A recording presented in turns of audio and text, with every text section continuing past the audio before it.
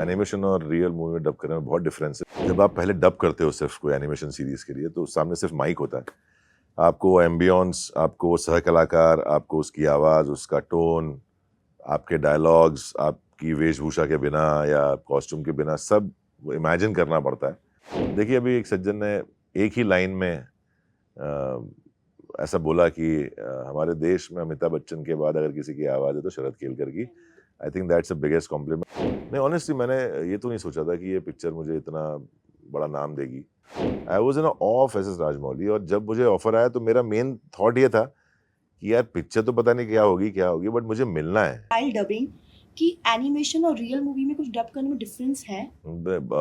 Animation और real movie में dub करने में बहुत डिफरेंस है, बिकॉज जब आप लाइव एक्शन करते हैं, जब कोई फिल्म शूट करते हैं, तो एक लोकेशन होती है, को एक्टर्स होते हैं, कैमरा होता है, आपकी कॉस्ट्यूम होती है, गेटअप होता है, बहुत कुछ होता है, प्रॉप्स होते हैं, और आपके पास एक एक्टर के साथ अगर कोई सीन है तो आपके पास गिव एंड टेक का ऑप्शन होता है। वो लाइंस बोलता है, आप बोलते हो, ऐसे शूट होता है। जब आप पहले डब करते हो सिर्फ कोई एनिमेशन सीरीज के लिए, तो सामने सिर्फ माइक होता है। आपको एम्बियंस, आपको सह कलाकार, आपको उसकी आवाज़, उसका टोन, आपके डायलॉग्स, आपकी वेशभूषा के बिना या कॉस्ट्यूम के बिना सब इमेजिन करना पड़ता है, और फिर आपको वो पूरी सीरीज डब करनी है, और उसके ऊपर फिर एनिमेशन क्रिएट होता है। तो बहुत डिफरेंस है। थोड़ा मुश्किल है, बिकॉज आपके पास टेक्निकल सपोर्ट नहीं होता, आपके पास को एक्टर नहीं होता, आपके पास कॉस्ट्यूम नहीं होते हैं, आपके पास वो लोकेशन नहीं होता है, तो थोड़ा डिफिकल्ट है, बट मज़ा भी उतना ही है, बिकॉज आप सब कुछ अपने मन से विजुलाइज करते हो स्क्रिप्ट के हिसाब से, तो एक आपकी विजुलाइजेशन पावर बहुत बढ़ती है उसमें। तो एक challenging but entertaining plus fun एक वो टाइम होता है। Very nice. सो अभी तक आपकी वॉइस पे बेस्ट कॉम्प्लीमेंट किससे मिला है आपको? देखिए, अभी एक सज्जन ने एक ही लाइन में ऐसा बोला कि हमारे देश में अमिताभ बच्चन के बाद अगर किसी की आवाज़ है तो शरद केलकर की।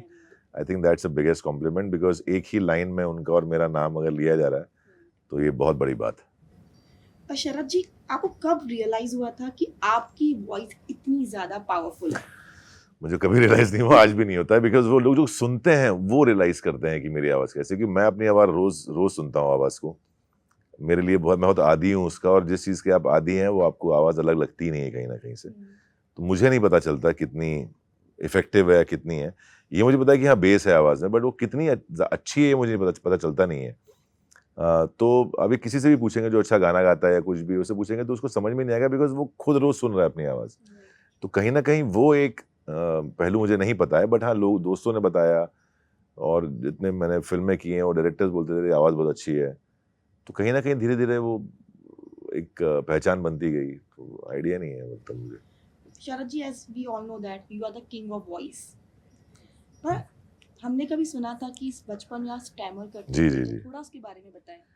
नहीं, वो शुरू से ही स्टैमर करता था मैं बचपन से, आई डोंट नो क्यों, बट ऐसा नहीं था कि जो लोग बोलते हैं, अरे इसके अंदर कॉन्फिडेंस नहीं होगा इसलिए ये स्टैमर करता है। कॉन्फिडेंस का कोई ऐसा कनेक्शन नहीं था मेरे साथ। बड़ा कॉन्फिडेंट, स्पोर्ट्स में मैं आगे था बहुत, तो कॉन्फिडेंस का कोई झोल नहीं था लाइफ में। कुछ ना कुछ कभी एनालाइज़ करने की कोशिश नहीं की हमेशा, फिर वो दब सुन के रह गए, या मैं तो बहुत ऐसा मारा-मारी वाला बच्चा था, क्योंकि मुझे बोलना नहीं आता था तो मैं लोगों को मारता था, कोई मुझे कुछ बोलता था तो। तो वही आदत रखी कंटिन्यू बड़े होने तक भी। लेकिन जब काम नहीं कर पाए या डायलॉग्स नहीं बोल पा रहे हैं, तब एहसास हुआ कि नहीं यार, ये तो बड़ी समस्या है। मेरे साथ थोड़ी ब्रीदिंग का इशू था, तो उसको ठीक किया और थोड़ा बेटर हूँ अभी। ऐसा नहीं है कि मैं ये बोलूँगा कि पूरी तरह हकलाना बंद हो गया है। हकलाता हूँ कभी-कभी, लेकिन वो बहुत कम ऐसी जगह होती है जहाँ हकलाता हूँ। वो सिर्फ़ बीवी के सामने हकलाता हूँ मैं। तो आप कैसा महसूस करते हैं कि आप एक स्टैमर करते थे, पर आज आप वॉइस की किंग हैं? हुँ। मतलब कितना, मतलब एक वीकनेस हाँ, से एक सेंस ऑफ स्ट्रेंथ तक। सेंस ऑफ अचीवमेंट तो होता है कि यार, अगर एक बार ये ठाना कि मैं इतनी, जो लोग बहुत बड़ी समस्या समझ के रखते हैं, उस पे अगर मैं काबू पा सकता हूँ, तो नथिंग इज़ इम्पॉसिबल। मैं कुछ भी कर सकता हूँ, और अब मैं वो उस ज़ोन में हूँ कि हाँ, जो मैं सोच रहा हूँ, जो मैं करना चाहता हूँ, मैं करूँगा। तो एक डिटर्मिनेशन है, रादर देन कॉन्फिडेंस बोलूँ, डिटर्मिनेशन ज़्यादा है।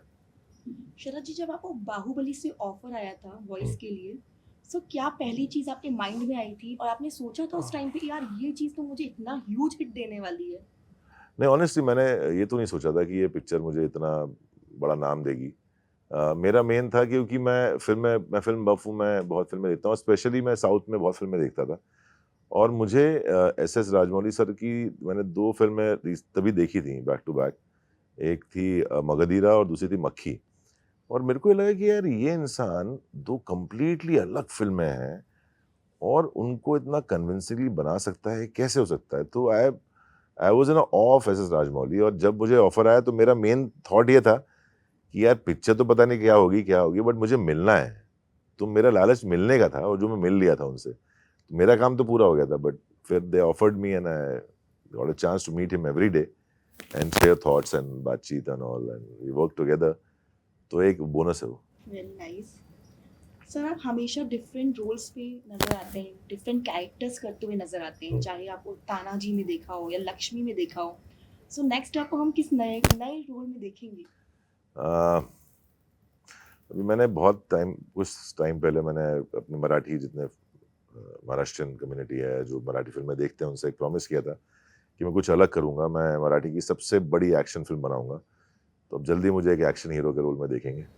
अरे वाह, वेरी नाइस। हाल ही में आपको श्रीकांत में देखा, जी। लोगों ने काफी पसंद भी किया। जी। सो कैसा रहा मूवी का एक्सपीरियंस श्रीकांत में? बहुत बढ़िया। मैंने जब तुषार ने जब मुझे कहानी सुनाई, मुझे कहानी एज ए सिंगल लाइन ही बहुत पसंद आई थी कि यार ये कमाल का इंसान है, इसकी कहानी बहुत मजेदार होने वाली है। और तुषार ने बेस्ट पार्ट हमेशा हर एक का एक होता है थॉट तोड़ने के लिए कि यार एक विजुअली चैलेंज इंसान की कहानी तो बहुत रोना धोना होगा, बहुत सैड होगी, इमोशनल होगी, ऐसी तो बिल्कुल ऐसी नहीं है। बहुत एंटरटेनिंग है। बिल्कुल ऐसा मोमेंट नहीं है कि आपको रोना है, मतलब आप सैडली रोगे, आप शायद लाफ्टर से रो, आप शायद सिचुएशन से रो, बट बिल्कुल सैड फिल्म नहीं है। बहुत ज़्यादा एंटरटेनिंग है और जो किरदार मुझे निभाया, बिकॉज वो किरदार वाकई में है, ऐसा नहीं है और मुझे उससे मिलवाया भी नहीं उसने। बोला कि हम तू अपने हिसाब से कैसे प्ले करेगा, because I could see a very nice human in you, तो I want you to play you, जो किसी भी डायरेक्टर ने मुझे बोला नहीं आज तक। हमेशा कोई ना कोई एक आवाज़ के सहारे या पर्सनैलिटी के सहारे रोल दिए हैं। इस इंसान तुषार ने मुझसे कहा कि नहीं यार, I can see a very sweet guy in you, so I want you to play that and I just played myself in the film. तो बड़ा अच्छा लगा वो करके। सो राजकुमार ऐसा सेट पे कैसा? अरे वाला फन है, दोनों ही फनी है हम लोग यार, दोनों मस्तीखोर हैं। पहले जब मैं गया तो राजकुमार बात ही नहीं कर रहा है, बैठा हुआ ऐसा करके। तो मैं और ज्योतिका मैम थे, नहीं बड़ा एटीट्यूड है इसमें, अरे बात नहीं करता है, मतलब पहले तो मिल तो चुका है मुझसे 2-3 बार, मतलब हमारी फिल्में सेम डेट पे रिलीज हुई हैं 2-3, तो ऐसे क्यों कर रहा है ये? फिर मालूम पड़ा उसने वो लेंस पहन रखे थे तो वो देख नहीं पा रहा, तो ऐसे करके कर रहा था, तो बैठा ही हुआ था नीचे मुंडी करके। फिर बताया मेरे को तुषार ने, अरे उसने लेंस पहने, उसको दिखता नहीं है, कुछ दिख नहीं रहा है उसको, तो वो कैरेक्टर में है। फिर शाम तक चिल्ड आउट, शाम को तो बकवासें चालू हो गई थी हमारी, तो हम पैकअप से शूटिंग से पहले और बाद में बड़ी बकवासें करते थे। Is a fun guy, is a very very very very I think talented actor. Hindustan के जो चुनिंदा अच्छे कलाकारों में से एक है Rajkumar, and I really appreciate his work, really like his working style and fun आदमी है यार वो, मस्त है Rajkumar. Okay, so all the best. Thank you. Baahubali crown of the blood बिल्कुल, आप देखिए Baahubali crown of blood, Disney plus Hotstar पे फर्स्ट सीजन आ गया है और बहुत अच्छी कोशिश है ग्राफिक इंडिया और डिज्नी प्लस हॉटस्टार की, वो बाहुबली को वापस लाने की।